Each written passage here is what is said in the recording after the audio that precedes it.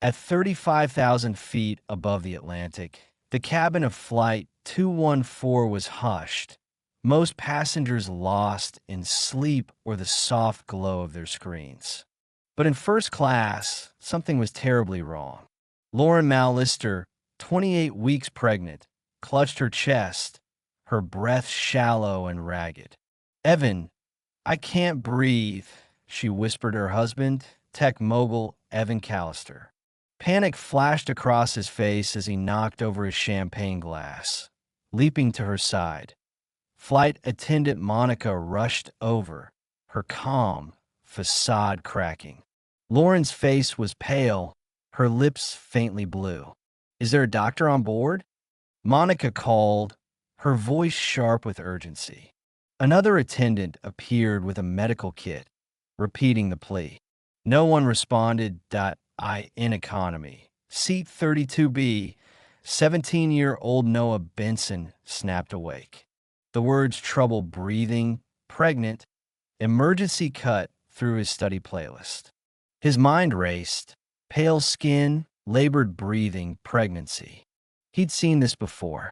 His grandmother, Laverne Benson, had nearly died from a pulmonary embolism. The symptoms matched. Noah flagged a passing attendant. "Excuse me, I think I know what's wrong."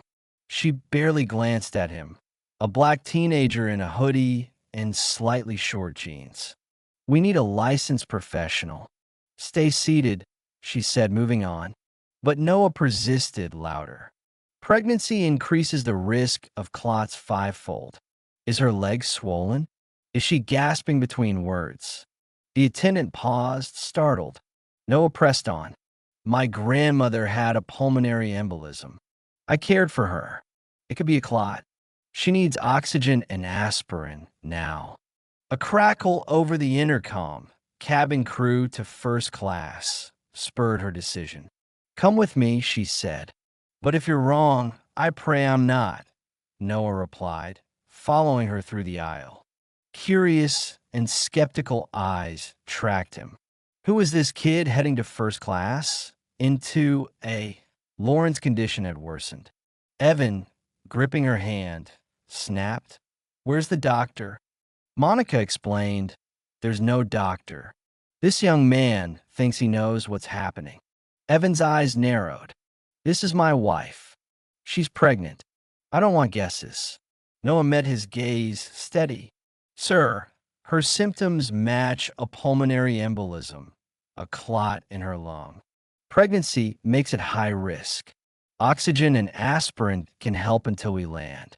Lauren, struggling, murmured, "My left leg, it was swollen yesterday." Noah nodded. "That's likely where it started." Evan hesitated, fear choking him. Lauren's pleading eyes met his. No doctor was coming. "Do what he says," Evan whispered, voice breaking. Monica handed Noah an aspirin from the kit. "Chew it," Noah instructed softly. "It'll work faster."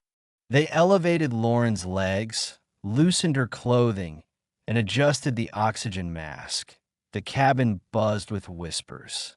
"They're letting a kid do this?" one passenger muttered. But Noah stayed focused, guiding Lauren through slow breaths. "You're doing great. Help's coming."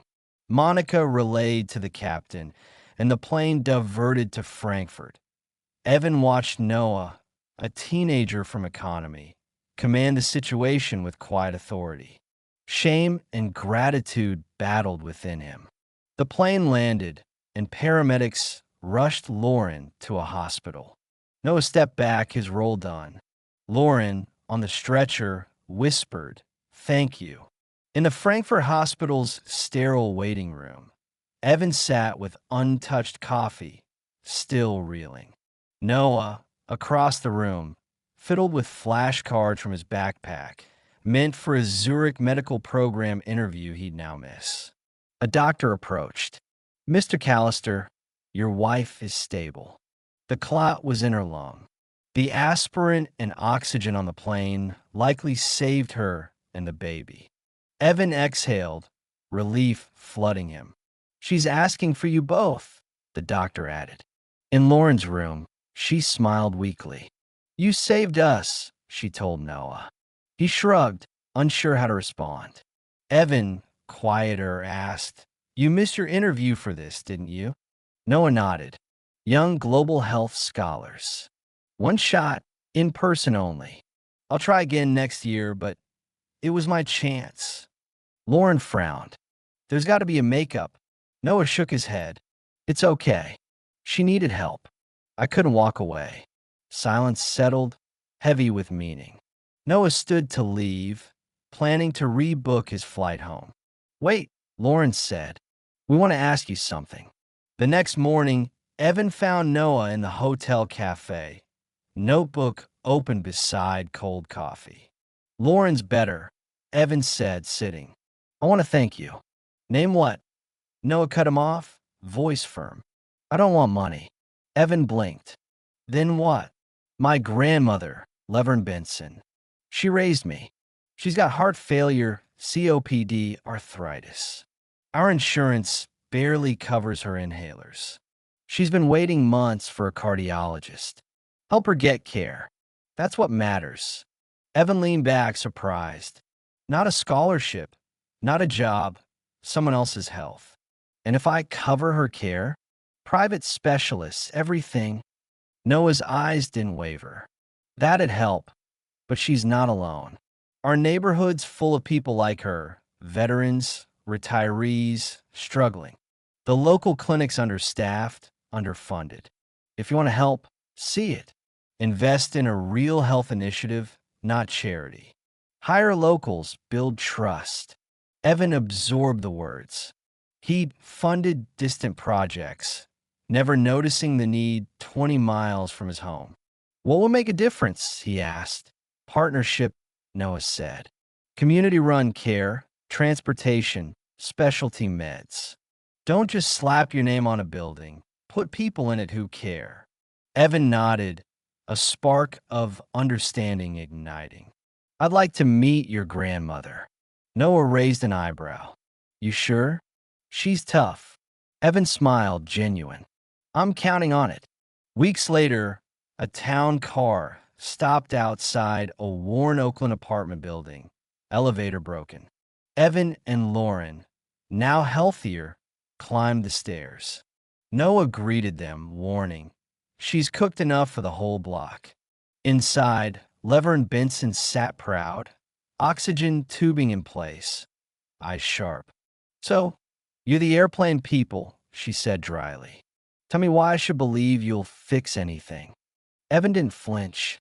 He spoke of Noah's words, of gaps he'd ignored, of building a community-led health center with local doctors, transportation, and free specialty care. Levern listened, then smiled faintly. "You're not as clueless as I thought. Keep trying." Lauren offered Levern full private care. Levern's gaze softened but stayed firm. "Do it because I have worth, not guilt." Evan nodded. "I know that now." They toured the neighborhood, Noah pointing out the struggling clinic and pharmacy. Evan listened, quiet but resolute. Months later, the Oakfield Health Initiative launched, funded by the Callister Foundation, guided by locals, with Noah as youth advisory chair. He earned a Stanford pre-med scholarship. When Lauren gave birth to a healthy girl, they named her Levern Hope Callister. "She carried us," Lauren said. At the hospital, Levern held her namesake, whispering, "Strong name. Grow into it." Evan watched, transformed. Noah hadn't asked for money or status, just dignity. And dignity, Evan now knew, was the only foundation worth building on. Hit like, subscribe, and ring the notification bell for more stories of courage and connection.